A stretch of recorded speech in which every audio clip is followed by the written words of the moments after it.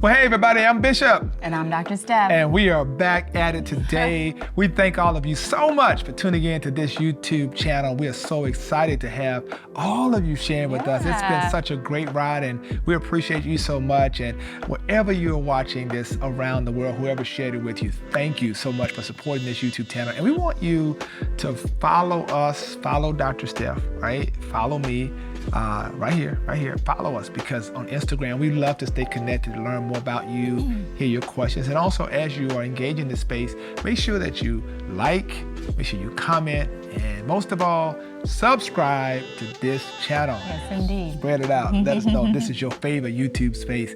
We appreciate you so much. And this is our life, our journey, our truth. And oh boy, today, we're gonna talk about long distance relationships. And that's how we started, right? Yeah, that's how we started. This is gonna be good, y'all, because a lot of people ask us all the time, even in some of the comments, like, how do you navigate long distance relationships? Can they work? You know, how do you navigate trust? How do you navigate consistency and all of that? So let's talk about it. Like, people don't know, like, we really had a system, didn't we? Like, of connecting, even in when you were in Boston, I was in Nashville, right? Yeah. And we would like look at our schedules, and we were like, okay, what weekend? Well, first of all, for those of you who don't know, let's break it down. We actually were semi-set up on a blind date, but I intercepted it, and I said no, and then he called me, and so we actually started our relationship literally on the phone, and we spoke on the phone for a month before we even met in person. Yes. And then the true long distance relationship started. So basically it was a phone relationship and then long distance. Yeah, because I put my game on her and then I had her hooked. And then from day one. And so, so the relationship started. And so we started communicating. Yeah, so I was in Boston, he was in Nashville.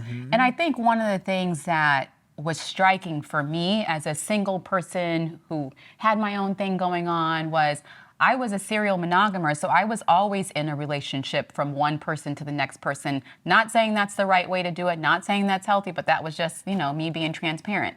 And so with him, even though he was all the way in Nashville, it was so easy seemingly to connect.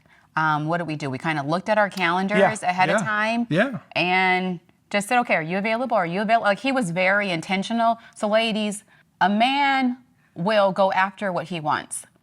So there were relationships that I was in Boston, right next door, right down the street, right around the corner, and it was impossible or seemingly impossible to connect. Our calendars or schedules would never be right. Sometimes they were available, sometimes they weren't, etc.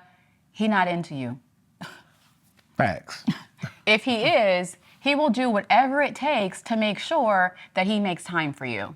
I think that's important. That's really an important thing to lay out, right? That you have to prioritize the relationship. Yeah, 100%. Right? In a long distance, you have to really prioritize. Let that be like number one. Let's prioritize the relationship. Because it definitely takes effort. I'm not going to say it's easy.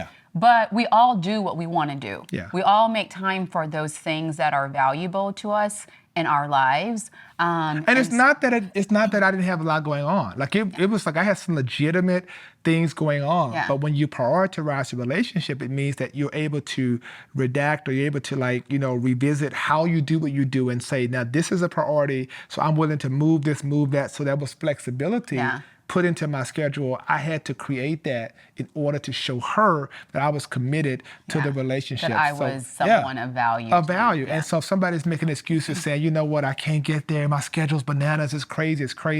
Listen, people do what they want to do. And they make time for the things that are important to them. Yes, and so you have to prioritize. I think one of the other things that's important, though, is out of prioritization, I think is also you have to be willing to invest. Okay? And that's number two. Be willing to invest, right? Because it does take, an investment to keep a long distance relationship going. Right. An investment of time, investment of finances, an investment of energy. Right. Energy, you hear me? But you think about that. Think about the time, first of all, the time it takes to really pour into that relationship, you know, through the phone calls, through your schedule being busy. You know, we would always check. We had a rhythm in the morning before going to work. Yeah. We check on each other. Yeah. At the end of the day, carve out time. In the evening. And then when you think about just financially, Yeah. like I had to really like scrape. I was like, okay, look, I'm about to get these Southwest frequent flyer miles. I'm about to make this thing happen. Sometimes you're thinking, I can't afford to keep going back and forth. You'll be amazed, you know, by being, you know, a person that knows how to leverage points and know how to use, you know, airline, frequent flyer, hotel. I mean, I was using all kind of stuff. And full transparency, maybe I'm a little old-fashioned, but I was not paying my way to come down to see him. If he wanted to see me, he was going to have to send for me. Ooh. And I don't know who I'm speaking to. That's heavy. But if you're always digging in your pocket as a female, going to visit some guy, some dude here and there, flying across the country, you might want to pause and rethink what this relationship means to you. Because if they want you, guess what? They will make it happen. And I'm not saying, ladies, that, you know, the man always has to be the one that's investing. But if they're not investing at all, that's a red light. That's a problem.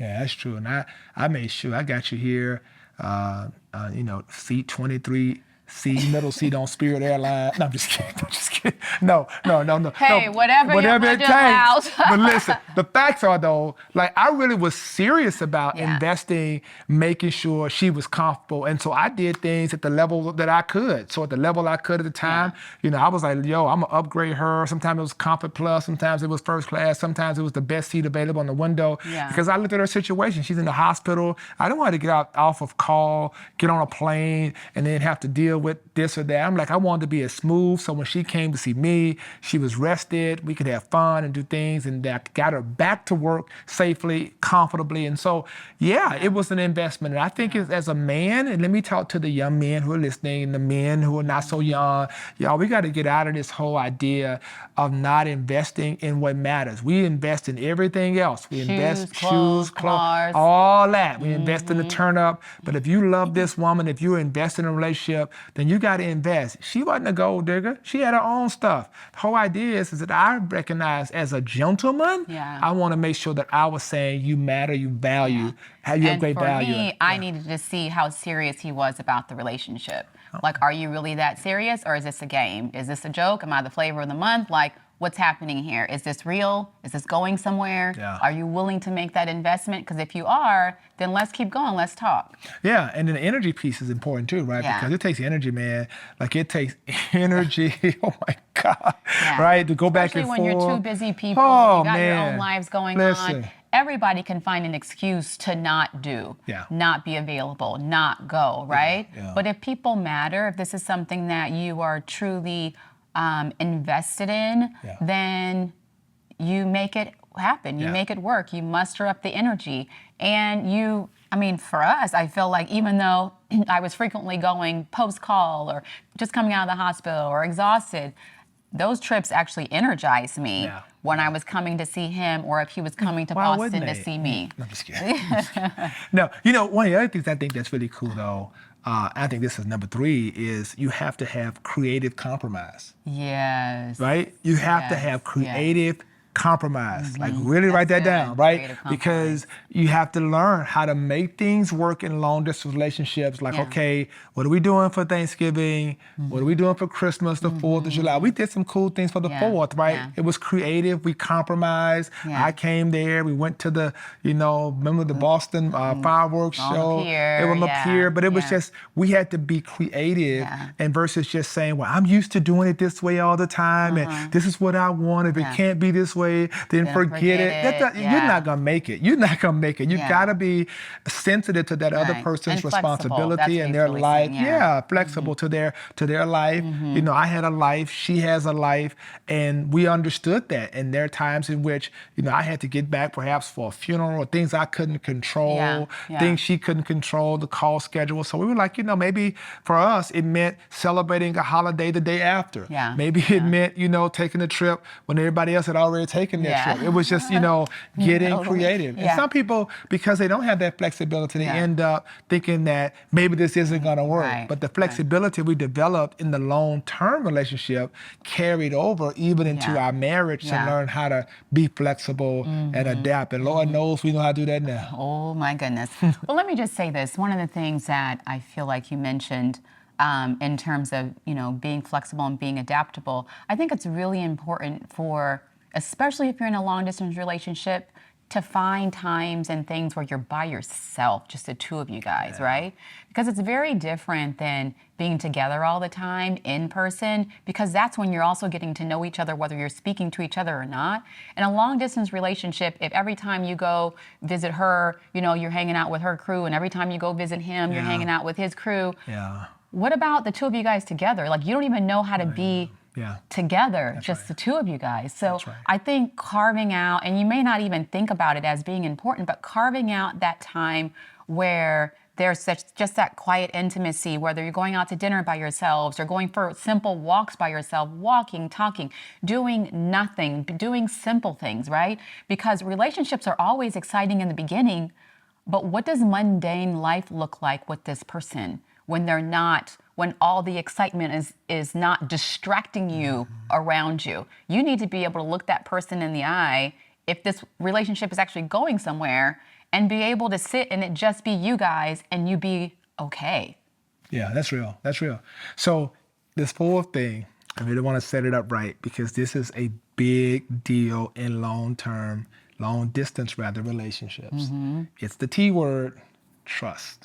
Ooh. Right? Yes. It's trust. Huge. And it's huge. Yeah. Because they're number there. 1, number 2, number 3, trust. They're there. You're here. So in those moments when you're like, I call and you didn't answer, right. The paranoia, working through that. Like, how do we work through that? Like, how would you encourage a couple to work through that, or somebody who's in this, to get to a place of trust? Because your imagination can go. Like, I'm going out with my friends and I'm hanging out, and it's like, and then they get home and they don't call you, and you're like, wait a minute. You didn't check in. And your girls are on the side talking in your ear. Girl. Right, yeah. Based on their relationships and their current situations or what have you. Yeah. So I think it's real. Yeah. And I think it takes conversation. I think it takes communication. I think it takes a certain level of sort of a symbiotic in terms of going both ways. Yeah. Like, if you're expecting me to trust you, then you have to behave in a way that is trustworthy, right? And vice versa, right? And I think helping both sides of the relationship understand all those things we just named in terms of, yes, you are a priority. Yes, I do care. Yes, I do respect you. Yes, you can trust me. And really having that dialogue about the what and the why and the how, right? Yeah. And so, for example, if I did call and he didn't answer the phone, and it's like, midnight or what have you, and he said he was going to call, and he's out with his buddies or what have you, or traveling or what have you, when he gets in, he would call, right? Or if he didn't call, he would make sure that he had an explanation. Oh, hey, acknowledge the fact that he didn't call. Oh, hey, I meant to call you last night, but da-da-da-da-da, as opposed to making it my responsibility to say, hey, what happened last night? Where were you? Like, I'm not going to ask you. I'm not going to be patrolling you as a woman, human being, someone who's respectful of my own self and space. And I think for me it was important to create an environment in the relationship that I gave her certain securities in the distance, right? That I, made certain that I would check in. I made certain that I would call, hey, I'll be home in 20 minutes. Just want you to know this is what's going on. Or I do subtle things like, I'd, FaceTime or take a picture of me and my guys hanging out and say, hey, having a good time. On our way home, I'll hit you up. Or maybe you're late. Are you still going to be up? Let's talk in the morning, etc. But always making myself available and never like going offline. If a person constantly goes offline, that's a red flag. Oh, yeah, red flag. And I don't want people to think that, and I think maybe you can speak to that, like some people may think, well, I'm not going to be that dude. I'm not going to let somebody control me, or I'm not going to be that girl. He can't control me where I'm going. And it's not about that. It's not about control. I was never trying to control him. He was never trying to control me.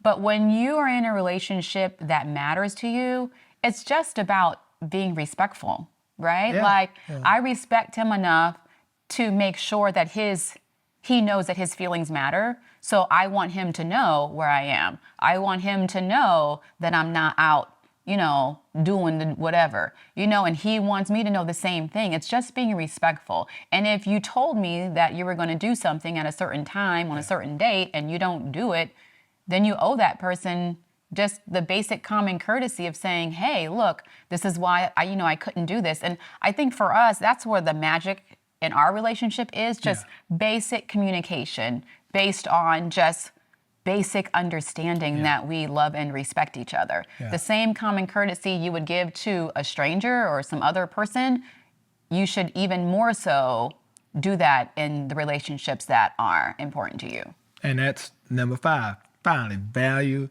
the other person's feelings. Yeah. So important because and it's so simple. So simple. It's just something that's so normal that people don't even think about it. But it's so key. Like, just be normal human being with common courtesies in your relationship. Because sometimes our minds, like he was saying earlier, start playing tricks on us. Like, well, I don't want to call. I don't want to tell them.